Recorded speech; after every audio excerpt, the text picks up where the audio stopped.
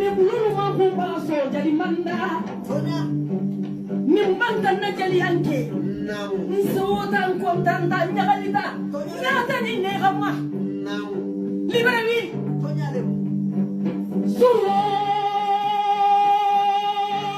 jimbe Namu. suro suro bakama mudu Tonya. Yo te voy suka na ma sani wanya na ma so so Korma ka khe mi tagali tala sagara ko na ko non to ni manya ndawro sagana manyi mi tam fagala Tonya. fagana le gabi tam fagateni ko no ko tenen ko fagana farinyata ko te musula biri bani sanga manyo ko ni la jalo jaji ta jadi manda Kile ya musari lo ya musari sumu.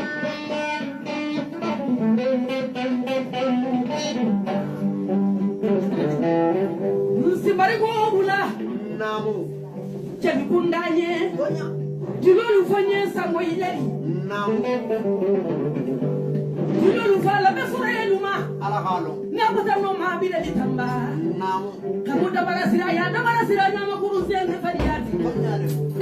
ngabari kanye jari ala ndobo Bismillah. garanke lu sumuni hera Namu. garanke khemen na kuma mansa Namu. na dundula mansa kuma dula mansa atene abari kanfa Tonya le. sibari ko danda jali zo manye ani jali zo manunye Namu. siluba honte abenani Namu. da bara siraya Tonya. aka bari kanye mbadi nyandi sunyi ala la ila mo ko ni ko mo manga iye mamudu Namu.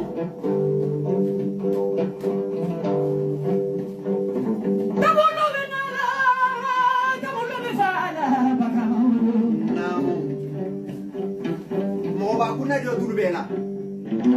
igulolo Namu. ala medo sambuya ba Namu. na lamuta sambuya ala sijung hidaya Namu.